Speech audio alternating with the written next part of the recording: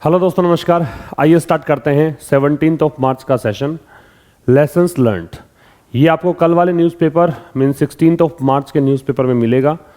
Lessons learned का मतलब हुआ वो सबक जो सीखे गए हैं। ठीक है, लेसन्स यहाँ पे नाउन है और लर्नड यहाँ पे काम करेगा एडजेक्टिव का।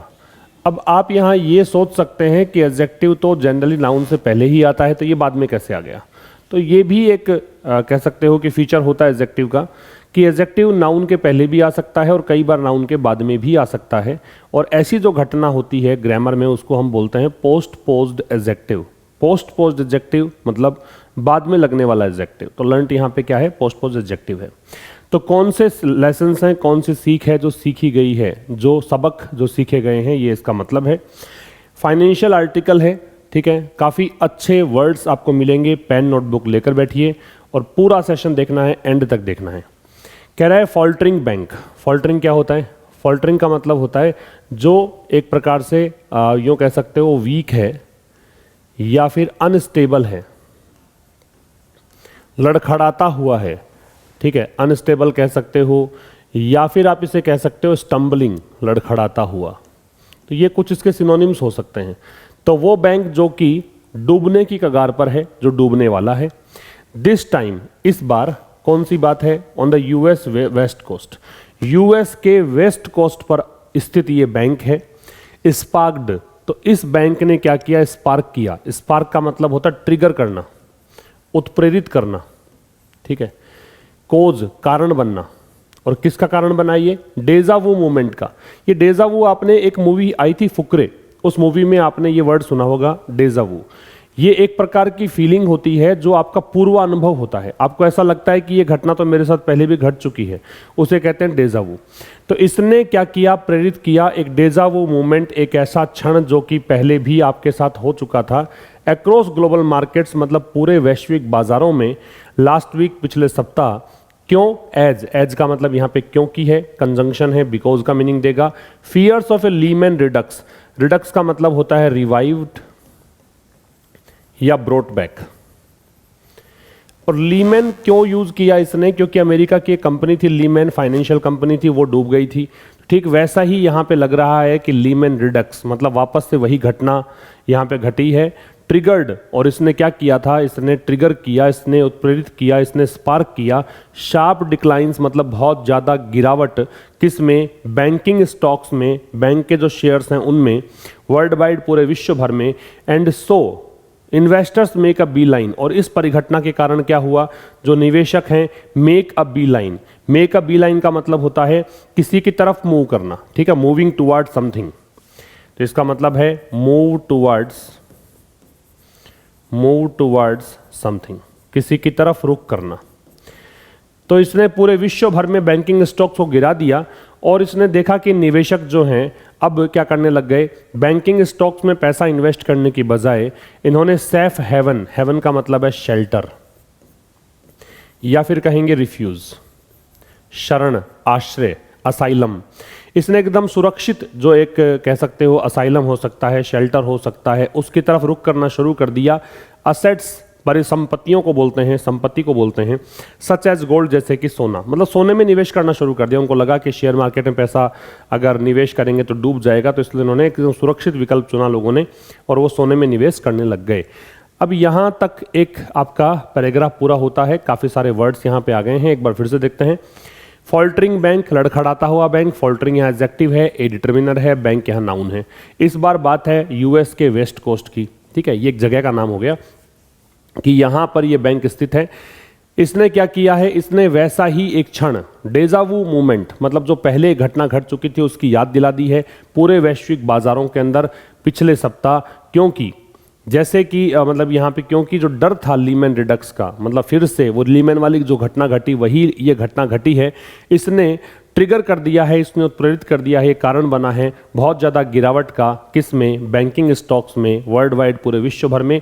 और इसने देखा है कि निवेशक जो हैं वो किस तरफ चल पड़े हैं, वो सुरक्षित एक विकल्प की ओर चल पड़े हैं। उन्होंने निवेश करना शुरू कर दिया है गोल्ड जैसे परिसंपत्तियों में, असेट्स में। ठीक है, सब्जेक्ट वर्ब आपने देख ही लिया। इससे आगे बढ़ते हैं। हाउएवर, हालांकि। हाउएवर एक विरोधाभासी कंजंक्शन है, कॉन्ट्राडिक्टरी कंजंक्शन है। हालांकि over the course of, over का मतलब यहां पे है ड्यूरिंग। ओवर कई बार प्रेपोजिशन के रूप में ड्यूरिंग का मीनिंग देता है, तो ये ड्यूरिंग है। कोर्स का मतलब वैसे तो रास्ता होता है। Over the course of 4 days from Friday, तो कह रहा है फ्राइडे के बाद 4 दिनों के दौरान। रेगुलेटर्स, रेगुलेटर जैसे कि आरबीआई है बैंकिंग रेगुलेटर, वैसे ही फेडरल बैंक रिजर्व है, वो वहाँ का रेगुलेटर है अमेरिका का। तो नियामक जो हैं, या फिर जो कहें कि बाजार में सबके नियामक होते हैं, जैसे बैंक का नियामक हो गया वो आरबीआई हमारे यहाँ पे, वैसे बीमा कंपनियों के लिए रेगुलेटर का काम IRDAI करता है। ठीक है, ऐसे ही सेबी एक रेगुलेटर का काम करता है। तो ये रेगुलेटर्स हैं। तो हालांकि शुक्रवार के बाद में जो 4 दिन का समय गुजरा है, उसमें रेगुलेटर्स जो है विश्व के सबसे बड़ी इकोनॉमी में, मतलब अमेरिका की बात कर रहा है, एक्टेड विद, इसने काम किया, इसने कार्यवाही की एलाक्रिटी के साथ। एलाक्रिटी क्या है? एलाक्रिटी का मतलब है प्रॉम्प्टनेस, तत्परता। प्रॉम्प्टनेस कह सकते हो, या इसे आप कह सकते हो रेडीनेस। तो इसने बड़ी ही तत्परता के साथ काम किया। टू बोल्स्टर, बोल्स्टर का मतलब होता है स्ट्रेंथन, मजबूती देना। ठीक है, सपोर्ट करना, सहारा देना। तो इसने क्या काम किया? इसने पब्लिक कॉन्फिडेंस को, जो लोगों का विश्वास है, उसको सहारा दिया इन द बैंकिंग सिस्टम। ठीक है, इन्होंने काम क्या किया? बहुत ही तुरंत इन्होंने एक कार्यवाही की, एक एक्ट किया, कदम उठाया। इन्होंने कहा कि बैंकिंग सिस्टम में लोगों के विश्वास को फिर से दृढ़ बनाते हैं। ठीक है, रेगुलेटर्स की वर्ब है वो क्या है? एक्टेड। एलाक्रिटी है वो नाउन है। कैसे पता लगा? क्योंकि विद प्रेपोजिशन है, प्रेपोजिशन के बाद में आने वाला शब्द होता है वो इसका ऑब्जेक्ट होता है, और ऑब्जेक्ट नाउन या प्रोनाउन होता है। टू बोल्स्टर है तो टू के साथ बेस फॉर्म दे रखी है आपको ये। ठीक है, इसका स्क्रीनशॉट ले लीजिए। काफी सारे वर्ड्स आपने इस स्लाइड में ही सीख लिए हैं। इससे आगे क्या कह रहा है? फिर कह रहा है the federal deposit insurance corporation. अब ये कॉर्पोरेशन एक नाम है, FDIC। इसने क्या किया? पहले तो अधिग्रहित किया। टेक ओवर का मतलब अधिग्रहित करना, अपने कंट्रोल में लेना। किसको? सिलिकॉन वैली बैंक को। कहां पर है ये बैंक? कैलिफोर्निया में। और संडे को इसने क्या किया? इसने टेक ओवर कर लिया न्यूयॉर्क आधारित एक सिग्नेचर बैंक है उसको। And in concert with, in concert का मतलब होता है कंबाइंड, संयुक्त, जॉइंटली। कंबाइंड कह सकते हो, या फिर इसे कह सकते हो जॉइंटली, संयुक्त रूप से। और संयुक्त रूप से किसके साथ? फेडरल रिजर्व, जो वहां का एक, जैसे आरबीआई हमारे देश में है वैसे ही वहां का रेगुलेटर जो बैंकिंग का है वो है फेडरल रिजर्व। और ट्रेजरी डिपार्टमेंट के साथ इसने क्या किया? अनाउंस कर दिया। क्या अनाउंस कर दिया?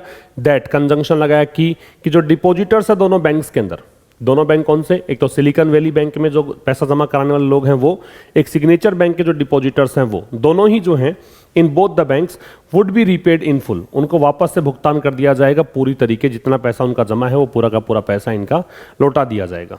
फिर समझिए, तो कह रहा है कि FDIC जो है ना, इसने क्या किया? पहले तो सिलिकॉन वैली बैंक को अधिग्रहित किया जो कि कैलिफोर्निया में है। उसके बाद इसने कंट्रोल हासिल किया किसका? सिग्नेचर बैंक का, जो कहाँ पे है? न्यूयॉर्क में है। और फेडरल रिजर्व और ट्रेजरी डिपार्टमेंट के साथ मिलकर इसने अनाउंस कर दिया कि जो डिपॉजिटर्स है वो दोनों ही बैंक्स के अंदर, इनको रीपे कर दिया जाएगा, इनको रीपेड कर दिया जाएगा पूरी तरीके से। सब्जेक्ट वर्ब आपने देख लिया। FDIC की वर्ब है वो टुक ओवर है, टेक ओवर फ्रेजल वर्ब है। और डिपॉजिटर्स है इसकी वर्ब है वुड बी रीपेड। और आप देख रहे हैं कि डिपॉजिटर्स की वर्ब वुड बी रीपेड है, तो ये पैसिव है क्योंकि बी के साथ थर्ड फॉर्म दे रखा है। दूसरा, वुड क्यों लगाया है? क्योंकि ये जो घटना है, वैसे तो आपने देखा कि मैन क्लोज है वो पास्ट में है, टुक ओवर, तो वैसे ही पास्ट में जाना था तो वुड लगाया, विल नहीं लगा सकते। दूसरी बात, जब आप कोई भविष्य में कोई ऐसी कल्पना की बात करते हो, इमेजिन करते हो, तो वहाँ पे वुड लगाते हैं। एक और काम की बात यह है कि बोथ जो है वो प्री डिटर्मिनर है, डिटर्मिनर से पहले आता है। ऑल का भी यही है और बोथ का भी यही है, दोनों ही क्या होते हैं? Pre determiner. दोनों ही क्या हैं? प्री डिटर्मिनर हैं, दोनों ही डिटर्मिनर से पहले आएंगे। ठीक है, shareholders of two banks, दोनों बैंक्स के जो शेयर होल्डर हैं, जो शेयर धारक हैं, वुड हाउएवर, हालांकि उनको प्रोटेक्ट नहीं किया जाएगा, उनको सुरक्षा नहीं दी जाएगी। रेगुलेटर्स ने ये बात कही है। ठीक है, तो शेयर होल्डर्स की वर्ब है वो वुड नॉट बी प्रोटेक्टेड है। हाउएवर है वो एडवर्सेटिव कंजंक्शन होता ही है। रेगुलेटर्स की वर्ब है वो सेड है। और द क्यों लगाया है? क्योंकि हमें पता है कि हम कौन से बैंक्स की बात कर रहे हैं, सिलिकॉन वैली बैंक की बात कर रहे हैं और सिग्नेचर बैंक की बात कर रहे हैं। ठीक है, इसका स्क्रीनशॉट ले सकते हैं आप। नेक्स्ट कह रहा है कि ऑन मंडे, अब मंडे को अब देखिए पर्टिकुलरली कोई डे की बात आप करते हो या डेट की बात करते हो तो वहाँ पे ऑन लगता है, तो यहाँ मंडे की बात हम कर रहे हैं तो ऑन का प्रयोग है। तो मंडे को क्या हुआ कि यूएस के प्रेसिडेंट जो बाइडन जो हैं उन्होंने कोशिश करी, सॉर्ट क्या है, सीक की सेकेंड फॉर्म और थर्ड फॉर्म होती है, यहाँ सेकेंड फॉर्म है सीक सॉर्ट सॉर्ट। और बता दूं मैं उन विद्यार्थियों को जो नए हैं या बेसिक से इंग्लिश सीख रहे हैं, जिनको ये नहीं पता है कि सेकंड और थर्ड फॉर्म की पहचान कैसे करें जब वो दोनों सेम हो, तो आप ये देख लिया करो कि उससे पहले कोई हेल्पिंग वर्ब है क्या। तो यहाँ सॉर्ट से पहले कोई हेल्पिंग वर्ब अगर होती तो इसे हम थर्ड फॉर्म बोलते हैं, और अगर हेल्पिंग वर्ब नहीं है तो इसे हम सेकेंड फॉर्म बोलेंगे, सीक सॉर्ट सॉर्ट। चाहना, तलाशना, डिमांड करना, कोशिश करना, ये सारे इसके मीनिंग होते हैं। तो मंडे को यूएस के राष्ट्रपति जो बाइडन ने क्या किया, कोशिश करी, डिमांड की, चाहा क्या, इन्होंने कोशिश करी रीअश्योर करने की, पुनर्आश्वासन देने की, फिर से अश्योर करने की, किसको, राष्ट्र को, एंड ग्लोबल मार्केट्स और वैश्विक बाजारों को। क्या आश्वासन दिया, कंजंक्शन लगाया, that the US was committed to, इन्होंने कहा कि अमेरिका जो है वो प्रतिबद्ध है, कमिटेड के साथ टू लगेगा और टू के साथ फिर आईएनजी लगेगा। किस चीज़ के लिए प्रतिबद्ध है, ये कह रहे हैं कि हम मेंटेन करेंगे अ रिजिलियंट बैंकिंग सिस्टम। रिजिलियंट का मतलब तो स्ट्रॉन्ग या टफ भी होता है, सख्त, स्ट्रॉन्ग या टफ, और एक इसका फ्लेक्सिबल भी होता है, लचीला। तो यहाँ बेहतर है कि इस कॉन्टेक्स्ट के अनुसार आप लचीला यूज करो। लचीला का मतलब ये हो गया कि हालांकि लचीला ही जो है स्ट्रॉन्ग बन सकता है, जैसे किसी भी परिस्थिति में ढलने योग्य हो, है ना। मान लीजिए मार्केट में उतार चढ़ाव आ रहे हैं तो उसके अकॉर्डिंग अपने आप को एडजस्ट करने की क्षमता रखने वाला हो, वही रिजिलियंट कहलाता है। और रिजिलियंट का वर्ड कैटेगरी है वो एडजेक्टिव है। तो क्या कहना चाह रहा है कि यूएस जो है वो कमिटेड है किस चीज़ के लिए, रिजिलियंट बैंकिंग सिस्टम को मेंटेन करने के लिए, एंड वुड मूव, और मूव करेगा, टू सिमल्टेनियसली टाइटन।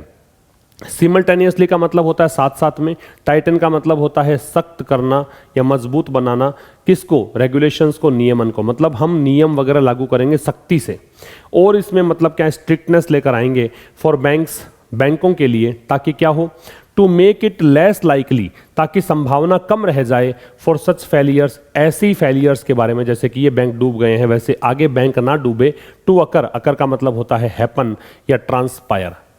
अकर के दो मीनिंग बता रहा हूं, एक तो हैपन होता है, ये तो आपने सुना ही होगा, एक और यहां पे यूज करिएगा ट्रांसपायर, घटित होना, अगेन मतलब फिर से। तो क्या बोल रहा है फिर समझिए। मंडे को, मंडे से पहले ऑन क्यों लगा, क्योंकि हम केवल मंडे की ही बात कर रहे हैं। अगर हम ये कहते हैं मंडे से लेकर आज तक तो फिर हम सिंस लगा देते मंडे से पहले। तो मंडे को यूएस के राष्ट्रपति जो बाइडन ने, जो बाइडन की वर्ब क्या है, सॉट, इन्होंने कोशिश करी रीअश्योर करने की, पुनर्आश्वासन देने की, री मतलब पुनः, एश्योर मतलब आश्वासन देना, द नेशन राष्ट्र को, एंड ग्लोबल मार्केट्स और वैश्विक बाजारों को, दैट आ गया कंजंक्शन। क्या आश्वासन दिया कि यूएस जो है वो कमिटेड है, कमिटेड का मतलब होता है प्रतिबद्ध होना, और कमिटेड के साथ में हम टू लगाते हैं, ये ध्यान रखिए। एक और नई बात है कि टू के साथ हम बेस फॉर्म लगाते हैं, लेकिन यहाँ आईएनजी क्यों है, क्योंकि ये जो टू है वो मेंटेन का पार्ट नहीं है, ये कमिटेड के साथ जुड़ा हुआ है। तो जब कोई टू किसी शब्द के साथ जुड़ा हुआ है, फ्रेज बनाता हो, तो फिर आईएनजी लगाते हैं। और टू अगर किसी क्रिया के साथ आए तो फिर वो इन्फिनिटिव बनाता है, तो यहाँ मेंटेन के साथ नहीं है, ये कमिटेड के साथ है, इसलिए आईएनजी आ रहा है। और कह रहा है कि यूएस जो है वो प्रतिबद्ध है, अमेरिका जो है वो प्रतिबद्ध है किस चीज़ के लिए, कि हम एक ऐसा बैंकिंग सिस्टम मेंटेन करेंगे जो रिजिलियंट हो, जो किसी परिस्थिति में ढलने वाला हो। और साथ में अमेरिका जो है वो क्या करेगा, रेगुलेशंस को टाइट करेगा, साथ साथ में रेगुलेशंस जो है, नियम वगैरह हैं उसमें और स्ट्रिक्टनेस लाएगा। क्यों, ये रेगुलेशंस किसके लिए होंगे, बैंक्स के लिए होंगे। क्यों लाएगा, ताकि इसकी संभावना कम बचे कि ऐसी असफलताएं, ऐसी प्रकार से बैंक डूबे, फिर से ऐसी घटना ना घटे, इसलिए। अच्छा, सच के बाद में जब आप नाउन लगाते हो तो या तो लगाया करो प्लूरल, जैसे कि यहाँ फेलियर्स है, ठीक है, और या फिर आपको क्या करना चाहिए कि फेलियर्स जैसे नाउन दे रखी है तो उससे पहले आप ए या एन लगा देते, सिंगुलर कर देते इसको, ठीक है। तो सच के बाद जब काउंटेबल नाउन आते हैं तो दो कंडीशंस हैं, या तो आप लगा देंगे प्लूरल नाउन, या फिर सिंगुलर लगाओगे तो उससे पहले आर्टिकल लगेगा। आगे कह रहा है while the coordinated steps, coordinated मतलब कंबाइंड, जॉइंट, संयुक्त रूप से, मिलजुल कर, जॉइंट कह सकते हो, कंबाइंड कह सकते हो, कंसर्टेड कह सकते हो। एक वर्ड देखा था हमने इन कंसर्ट विद, तो यहाँ पे कंसर्टेड भी कहा जा सकता है, ठीक है, संयुक्त।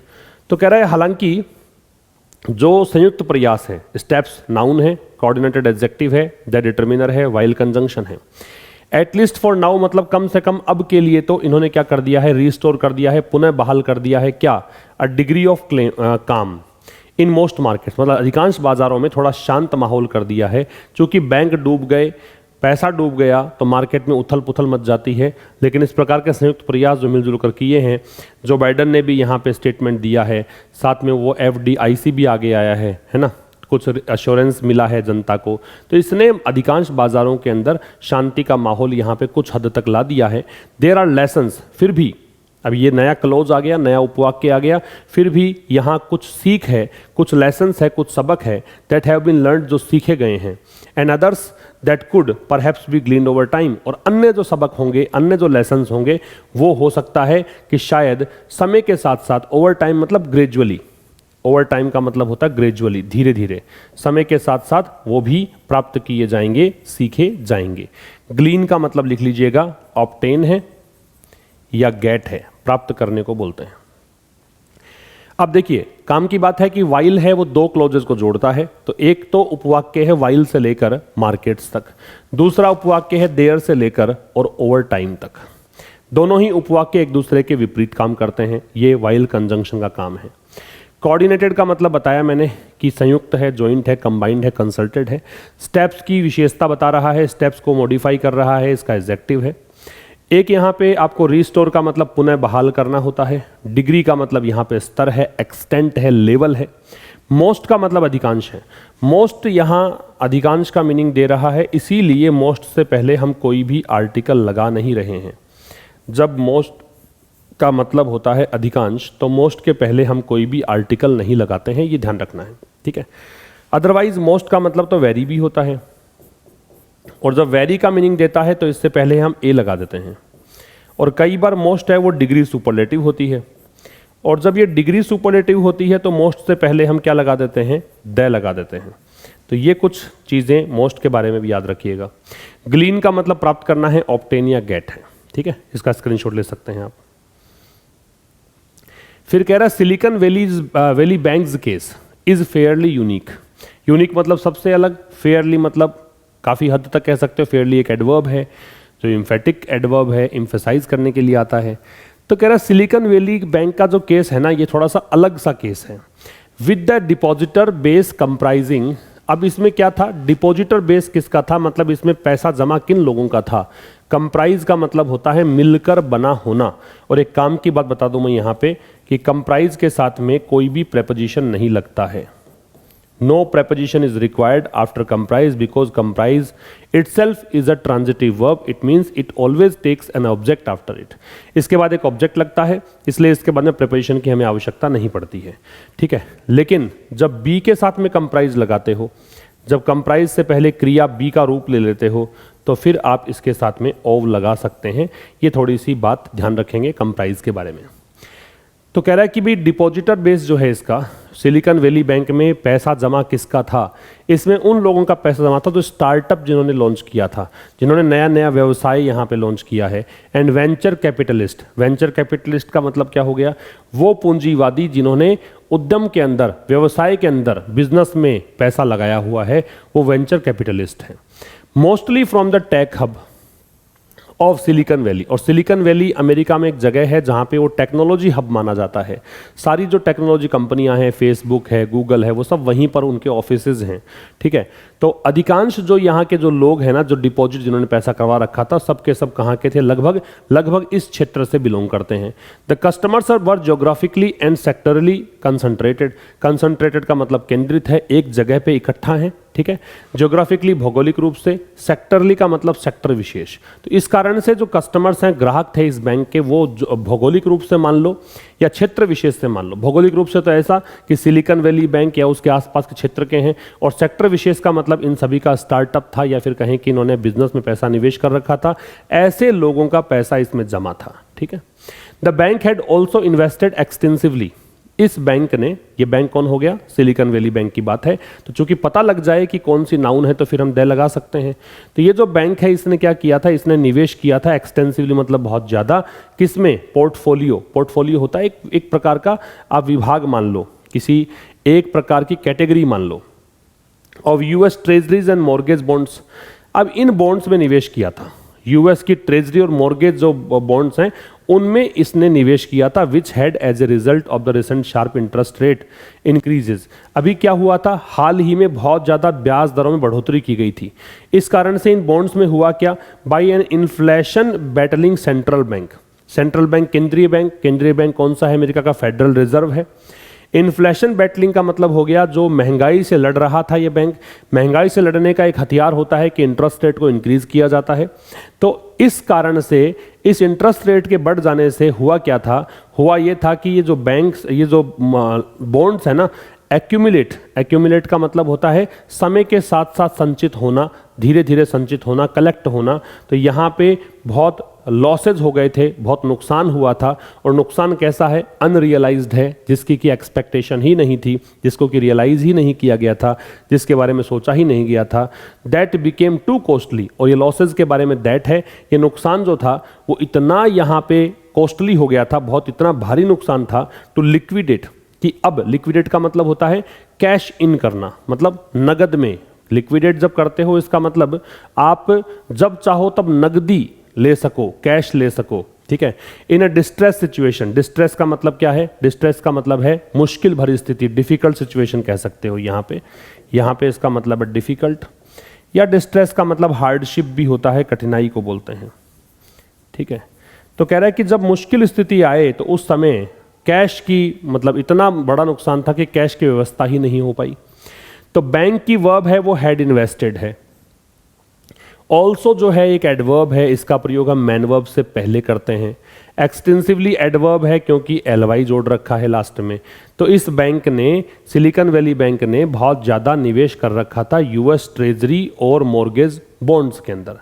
अब इन बॉन्ड्स की बात करी है, विच लगा के रिलेटिव प्रोनाउन है। इन बॉन्ड्स में हुआ क्या था, यहाँ पे इन्होंने मतलब शार्प इंटरेस्ट रेट इंक्रीज हुआ था, बहुत ज़्यादा इंटरेस्ट रेट को इंक्रीज किया गया था वहाँ के केंद्रीय बैंक फेडरल रिजर्व के द्वारा।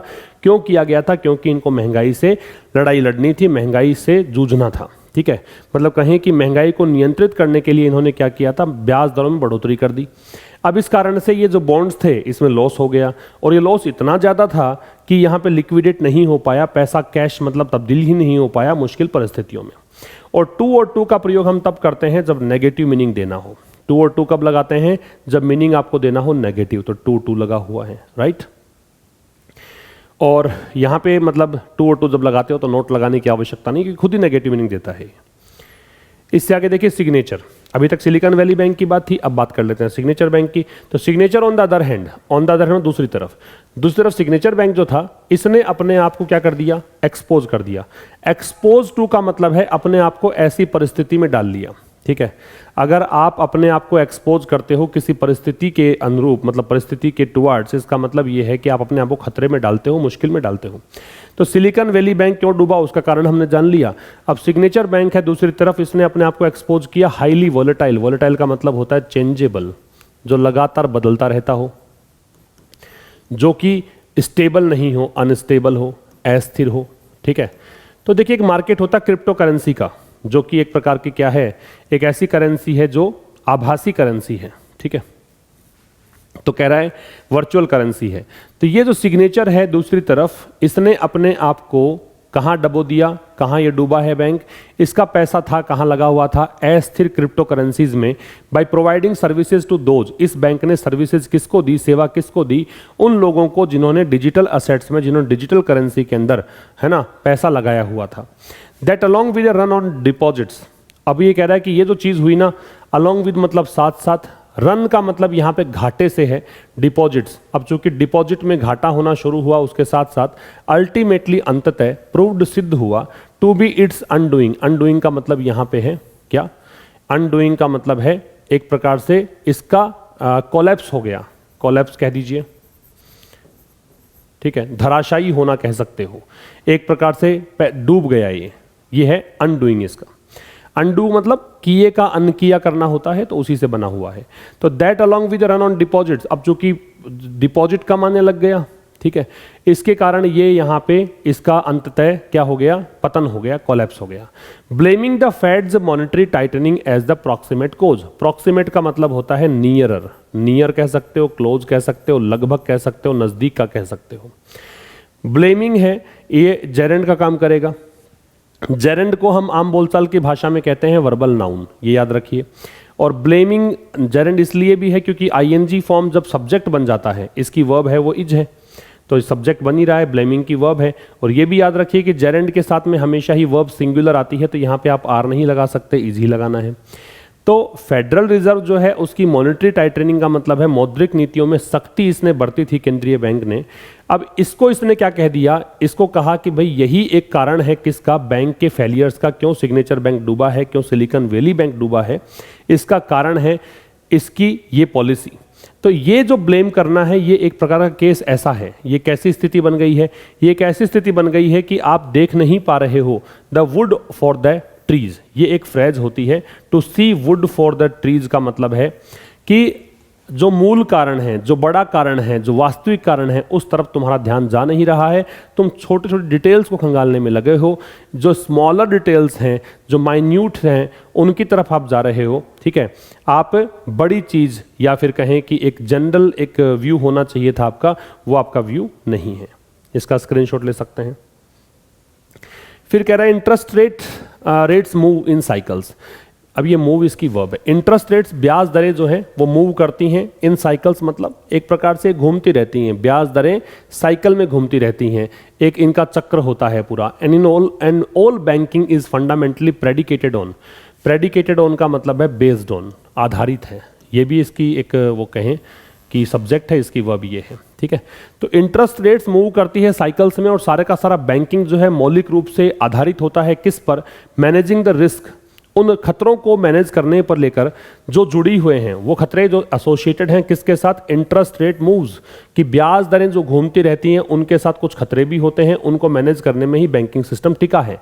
साथ साथ में इस इंश्योर करने में टिका है, इंश्योर करने का मतलब सुनिश्चित करना, दैट कंजंक्शन है कि डिपॉजिट्स बैंक से एक्सेप्ट, वो डिपॉजिट, वो जमा राशि जो बैंक स्वीकार करते हैं, टू फंड लैंडिंग, किस लिए भी जमा क्यों लेता है बैंक, ताकि लोन अगर देना है या फंडिंग किसी को देनी है तो वो पैसा उनको दिया जा सके, इसके लिए। तो ये जो डिपॉजिट्स हैं, जमा जो हैं, आर ऑलवेज रीजनेबली मैच्ड, वो रीजनेबली मतलब प्रॉपर तरीके से, रेलेवेंट तरीके से, है ना, मैच की जाती हैं, इनका मेल होना चाहिए, बराबर होने चाहिए किसके साथ, इनकम और होल्डिंग्स की जो आय है, होल्डिंग्स का मतलब जो भी तुम्हारे पास है उन चीज़ों से मैच होनी चाहिए, दैट कुड बी यूज्ड।